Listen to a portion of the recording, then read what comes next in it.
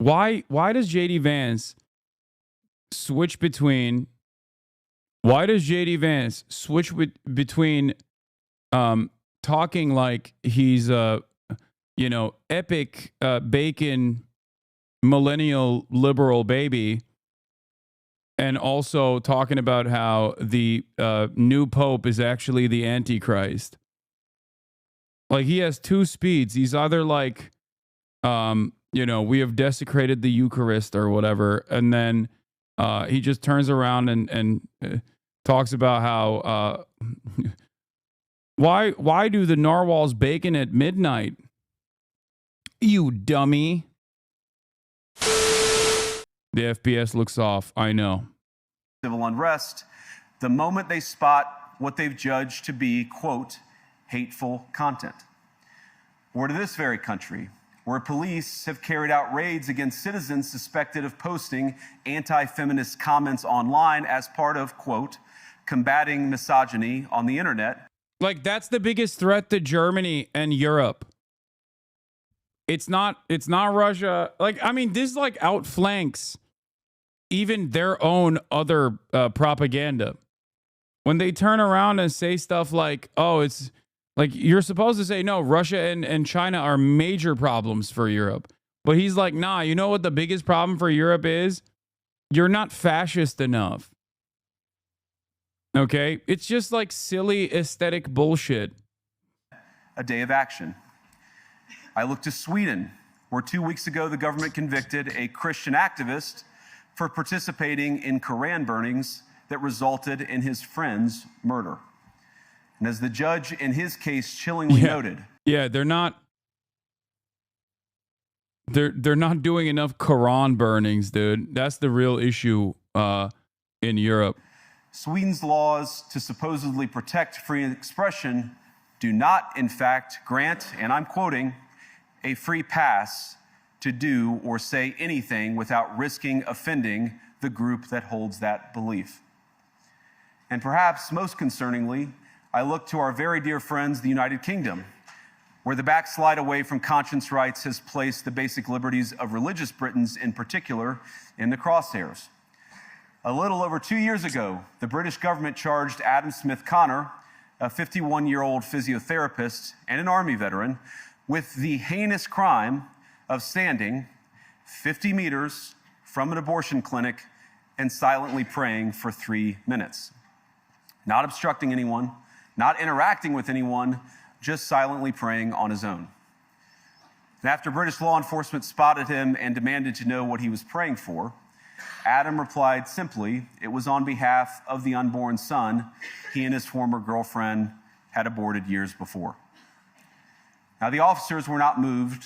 Adam was found guilty of breaking the government's new buffer zones law, which criminalizes silent prayer and other actions that could influence a person's decision within 200 meters of an abortion facility. He was sentenced to pay thousands of pounds in legal costs to the prosecution. Now, I wish I could say that this was a fluke, a one-off crazy example of a badly written law being enacted against a single person. But no, this last October, just a few months ago, the Scottish government began distributing letters to citizens whose houses lay within so-called safe access zones, warning them that even private prayer within their own homes may amount to breaking the law. What the fuck? No, what are you? Oh, I don't even know what this is. The problem is, when conservatives do this stuff, they just flood the zone with a bunch of ridiculous, erroneous claims, okay? And they flood the market, so you have to actively go through each individual thing that he's talking about and give additional details. But in terms of like, Scotland is going to start prosecuting people for praying in their own homes if they're near an abortion clinic is so psychotic, dude. Yeah, that's just not correct, okay? They're not going to do that. What would be the fucking purpose of that?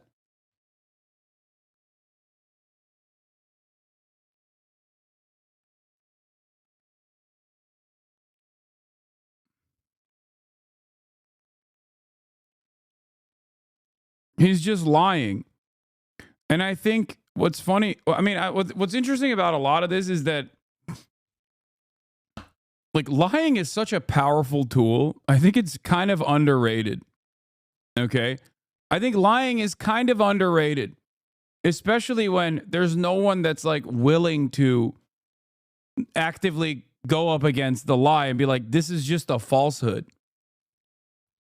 Especially when there's no universally trusted resource of information. Like mainstream media dying is is truly awful in this regard. The public's confidence has been undermined. They don't care about mainstream resources. And you can just seek out alternative sources of information that basically correspond to your worldview and your biases. So now you could just literally turn around and be like, yeah, this is what's going on. They're going to start killing you if you even think about Christ.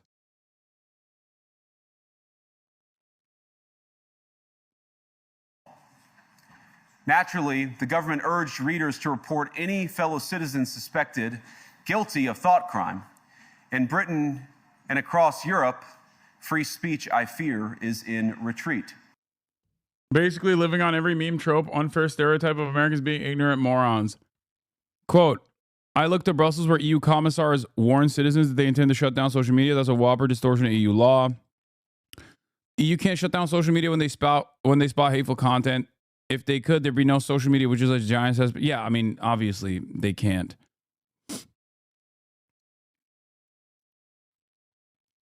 In this country, Germany, where police have carried out raids against citizens suspected of posting anti-feminist comments online as a part of combating misogyny on the internet, a day of action. So the irony here is that Germany actually does have incredibly restrictive speech laws, and they actively target pro-Palestinian demonstrators and brutally stop them. They have quite literally deported pro-Palestinian figures that come from other European countries. Okay? They have barred entry of pro-Palestinian speakers. Of course, JD Vance is not going to talk about that. He's going to talk about some silly shit. Police didn't raid people for posting anti-feminist comments. They arrested 45 men for offenses including the following: threatening rape, threatening to post nude photos of an ex, demanding nude photos from strangers, distributing videos depicting torture of women. Yeah. If JD Vance wanted to truly talk about some of the insanity happening in terms of like a lack of free speech in Germany, which obviously they have infinitely more restrictive standards for speech in Germany, he could have actually talked about a real story. Except he wants to do that in America, so of course he's not going to fucking talk about that. BKR is the name of the Federal Criminal Police Office of Germany. BKR's raids were timed to mark International Women's Day last year. They didn't arrest a single person for anti-feminist comments. They arrested men for horrible criminal offenses. BKA. Bundeskriminalamt. Part of the project, the BKA specifically searched for misogynistic postings with criminal relevance on online platforms. They were pre-assessed by the ZIT from a criminal law perspective, and after the suspected authors have been identified, were forwarded via the judicial route to the relevant public prosecutors' offices in the states in order to decide on an initiation of appropriate investigations. The basis for the initiative was, among other things, a ruling by the Cologne Higher Regional Court on June 9th, 2020, which confirmed that blanket denigration of women can be punishable as incitement to hatred under Section 130 of the German Criminal Code. Misogyny on the internet exists in many different forms. In addition to inciting hatred, the ZIT and the BKA were also able to identify postings in which women were sexually slandered and assaulted, in which so-called nude photos were publicly requested, in which rape and sexual coercion were publicly advocated, and in which torture and killing videos were publicly distributed.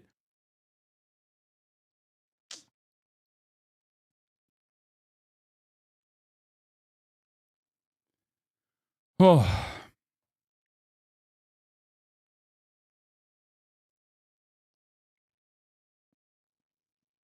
In Sweden, 2 weeks ago, the government convicted a Christian activist for participating in Quran burnings. The Swedish government can't convict anybody. The Swedish court is independent of the government under Chapter 11, Section 3. Fined Salwan Najam £297, $374 with a conditional sentence. Chapter 16, Section 8 of the 1962 Swedish Criminal Code is below. It's a crime to express contempt against a group of persons due to their religious beliefs. Like, I remember some of the details of the Quran burnings that happen all the time in fucking Sweden and whatnot. And it's like, yeah, that's a hate crime. JD Vance is not upset that JD Vance just doesn't want hate crimes to be prosecuted. That's the difference.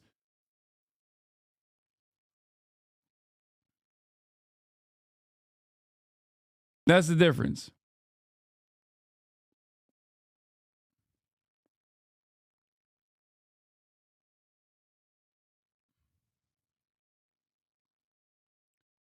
Most concerningly, our dear friends in the UK, where a British government charged a 51-year-old physio and army veteran with the heinous crime of silently praying 50 meters from an abortion clinic. Firstly, the British government didn't charge him with a crime, and silently praying is not a criminal offense. He was given a £100 fixed penalty notice by police on the day of the incident. Bournemouth City Council took him to court where he refused to pay the fine. Charge was failing to comply with Public Spaces Protection Order under the Antisocial Behavior Crime and Policing Act of 2014, breached by where he deliberately chose to stand and what time he chose to stand there. A little later in the day, elsewhere, no problem. Like, from the American perspective, this doesn't make sense, okay? Because we don't have rules like this for the most part. And when police want to actually enforce an action, there's a million different ways to do so. You can say, oh, this is obstruction of justice. You can say, oh, this is trespass. Europeans have some, weird ass restrictions that are supposed to promote tolerance or supposed to prosecute intolerance, but not like actively prosecute it in the sense that like you're going to fucking jail, but simply give you like a fine, okay? That's it. America is infinitely more ruthless in its criminal justice system in terms of like how we arrested, for example, 3,100 college campus protesters for the crime, which is not even a crime at all. At least it's still not a crime yet, of offending the feelings of the big bad state of Israel that is also a small being.